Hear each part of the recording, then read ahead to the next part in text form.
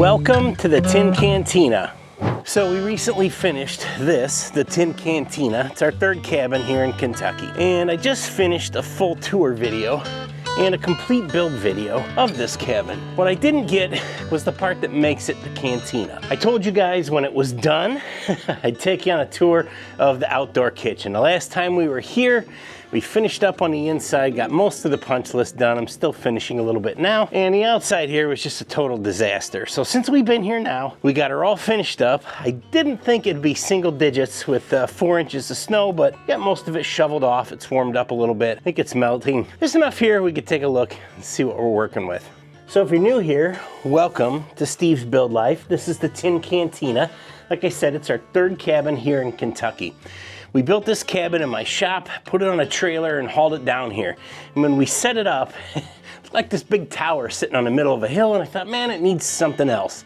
At 230 square foot, it's kind of small, and here in Kentucky, being outside, being in the woods is what you're here for. So I thought, let's bring the outdoors in or the indoors out. I'm not sure which it is, but we need a little more space to hang out. And in the other cabins, one of the comments I get the most is that the outdoor spots, the covered decks, the areas to hang out outside of the cabin are something that people really like. So we picked up some lumber, poured a few extra piers, made a deck, and then assembled where I am now. The part that makes it the Cantina of the Tin Cantina, our outdoor kitchen. Let's take a look at it. When guests arrive, they come up these stairs, and you either go into the cabin or you come past the picnic table, and that brings you to the outdoor kitchen here. This area between the cabin and the kitchen, kind of a hallway, mostly covered.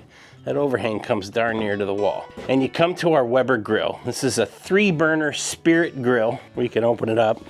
In case you don't know what the inside of a barbecue grill looks like, you can tell that one is brand new. Still got the directions inside. But it's got a side burner over there so that when you're outside cooking here, because like I say, that cabin is 230 square feet. Not a great spot to burn the bacon, but you could do all of that outside here. So we got this little side burner. I think when we get further into the season, we're gonna move that out away from the building a little bit. So if you get a flare up or something, you're not catching the logs on fire, but outdoor cooking will be a big part of it. We wanna encourage people to make a mess outside, to cook outside. It'll be a little easier on the cabin and probably a better experience for them altogether. So we decided that, you know, every outdoor kitchen needs a place to sit and eat, have a drink. Kentucky's known for its bourbon. So we made kind of a bar, if you will. These wood planks that we put for the bar top are some that came from, they were like telephone pole towers in my grandfather's pasture in western Iowa. We took some gas pipe and we made this kind of rail to rest your feet on, I guess, and we put a couple metal stools, all-weather stools out here that'll work real well. I made these lights here in my shop out of some old tin cans, seemed fitting. And just yesterday I installed this electric heater there. This is probably colder than it will be for most people, but I think we will wind up having this cabin open through Thanksgiving, like December 1st. I'd say maybe Christmas, but people have to reserve it ahead of time, so you really don't know what the weather's going to be like. So it's hard to say we'll leave it open till Christmas. Winds up in single digits and the cabin's not really suitable for those kind of temperatures. I think we'll close it down probably December 1st, and we'll open it up again beginning of March. This whole structure was a lot of fun to make. It's actually, most of the wood on here were from some logs that I hauled. Actually bought them on Marketplace, and Tully and his guys milled them into dimensional lumber. So we were able to frame the whole thing out of that. We thought this kind of corrugated siding fit the tin can theme to it. We put this kind of cool galvanized gutter on there. I think it turned out pretty well. So when you come around the corner here, we've got this griddle, also a Weber. It's just got this lid that comes on and off of it. But this has kind of been a big thing. You want to come cook 4 pounds of bacon, you can have at it. This one's still got the directions in it as well. We're kind of struggling to fit some room in here. I'd bought a couple bigger ones that wound up staying at the other cabin.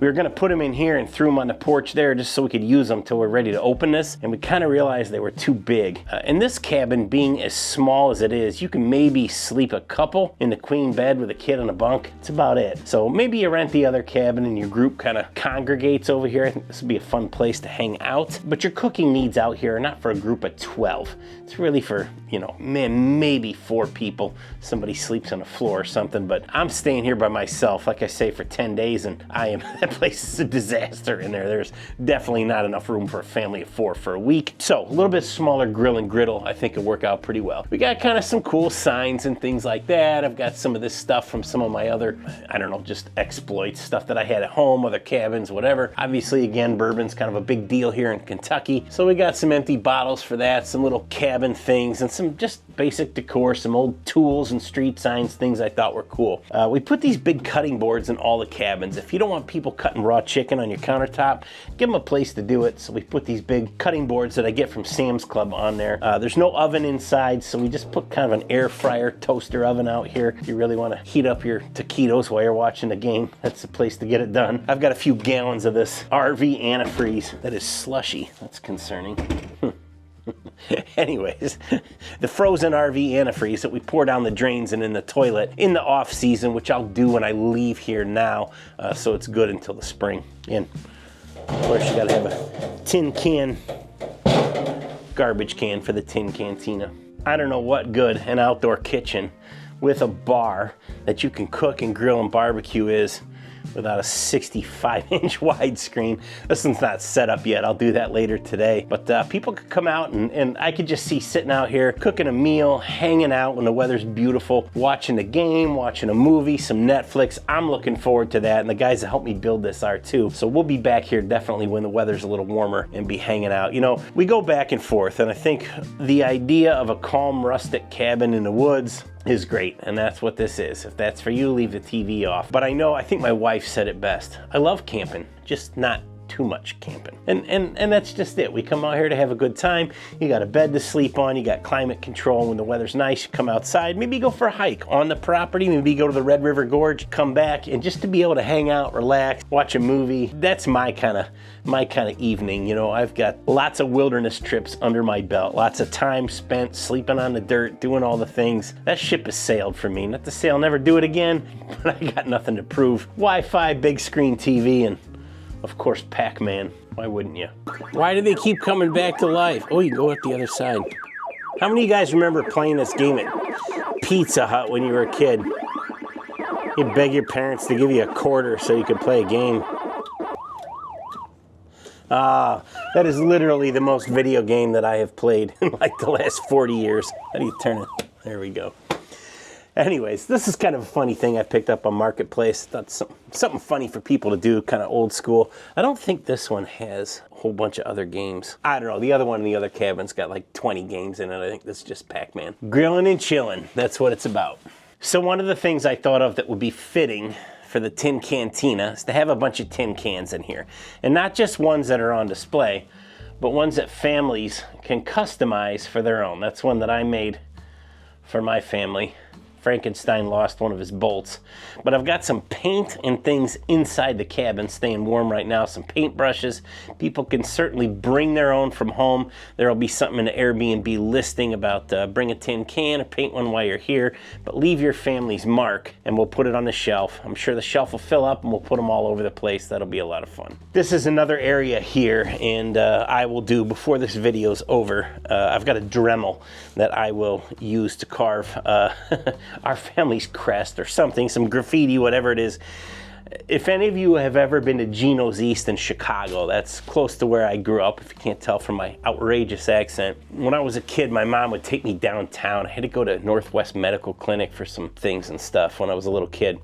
And kind of a scary experience going to the hospital when you're a kid. My mom would always take me to Gino's East, and the original one downtown. They've got a few other ones now, and I'm sure it's become a chain. They got all kinds of, you know, probably the pizza and gas stations. But the original Gino's, all over the restaurant. You could graffiti anywhere you want. You carve stuff into tables, take paint markers in there. And I used to own an escape room. We'd let people, you know, sign their name all over some old doors and things in the walls that we had in there. It was just a lot of fun, you know, to look at what other people had said, things that they'd done, and then and you know, who doesn't want to carve their name in a wall, things like that. So I think we're gonna make that kind of an inviting thing on these countertops, on the walls, all over the place. I really don't care where people do it. I'll leave the Dremel here, kind of jury's out if people are gonna hurt themselves with that, but carve it, paint it, sign your name with a Sharpie, whatever you want to do. We're gonna let people leave their mark all over this place, and it'll be kind of a fun, kind of like a guest book, where eventually, you know, it'll be filled with memories, things people left, carve all over the wall. Just kind of seems like a fitting thing to do. It'll be a lot of fun. Under the TV here, like I said, we got the garbage can. We got like an auxiliary fridge. There's one inside the cabin. It's not very big, so this make a good drink fridge or anything that you want to grill. You gotta keep that stuff in here. A little more fridge space. We still got a lot of room underneath the counter here. Eventually that may turn into something else, but for now, I think this is enough. I put these rubber horse mats on the floor. It's dirty right now. I need to blow it out. It's still full of sawdust, but this is kind of a, you know, not that people are gonna be dumping stuff off the grill that will, you know, catch the floor on fire, but grease. I want it to be kind of a non-slip. Seems like something they do in restaurants, a little more traction, and just kind of give the room its own, you know, separation, if you will. So this is a good example of why I think we're gonna close it down in the winter. Since we've been making this video, this metal light has quit working. Stuff just doesn't like the cold when it gets this bad. I don't know what this TV is gonna do in the weather. We've been putting a moving blanket over it, and then I went home and I leaned a couple 2x4s to keep it from falling off, and when I pulled the moving blanket off, the TV was on. I don't know if Mike or I, you know, hit the remote or something to make it come on. I think I'm gonna unplug it when I go home this time. For whatever reason, I left it plugged in, and there's a good chance that TV's been on for like, I don't know, 4 weeks since the last time I was here. So we want this to be kind of a fun place, not just to experience the outside. You know, most people are going to be out hiking and doing all the outdoor nature things during the day. So when they come back at night, you still want to enjoy the outside, but maybe not rough it so bad, have some alternative entertainment. So my folks have a place up north in northern Wisconsin, Eagle River, and it's actually Conover, a little bit north of there, and they have this restaurant called the Boathouse, and at the Boathouse they have this little ring toss. There's no way I'm gonna get this right. not even close. The idea is that you throw this ring and you hook it on the hook there. I think that actually probably needs to be a little longer, but we laugh because at the Boathouse there, if you're able to do it on your first swing and get the ring on the hook, you get a free ice cream. And my 9-year-old daughter walked up to that and goes, oh, and we're all like, whoa, you know, you gotta practice, you gotta get it right. She just grabbed that thing and threw it and just ring her on the first try. Got her ice cream cone. Then she spent the rest of our time there trying to do it again and couldn't make it happen. But it's kind of funny. Well, I think that's all I got for the Tin Cantina here. Thanks for coming along and taking a tour. It's not much more to say about this, I don't know, 300 square foot deck / outdoor kitchen, although it is bigger than the cabin. I'm hoping this will be a place for people to come and enjoy, kind of an extension of the cabin and enhance the experience, if you will. If I gotta be honest, I kind of just want to hang out here by myself or with a couple friends, and that'll be fun. You guys are welcome to rent this cabin as well and come check it out yourselves. I think it'll be a good time. We'll be opening it up for rent probably early March. I'm coming here with my family around Easter, so I might even wait until then for its maiden voyage. Come in, do some fine tuning and stuff. But anyways, I think this will be a lot of fun. Leave in the comments what you guys think about this place. Was this a good idea to add this onto the cabin? I don't know how it wouldn't be, but we'll see. Things like TVs outside, stuff like that. It's under roof, but time will tell. Maybe the Pac-Man game will swell up and fall off the wall, but we'll call an audible and figure out what to do when the time comes. Anyways, I'm rambling. Thanks again, guys. Appreciate your coming along for the tour. We'll be getting going on the bathhouse here real soon. In fact, we're already working on it. I can hear them down there banging away on it. I better get down and help them. We'll see you guys on the next video. Thanks for watching.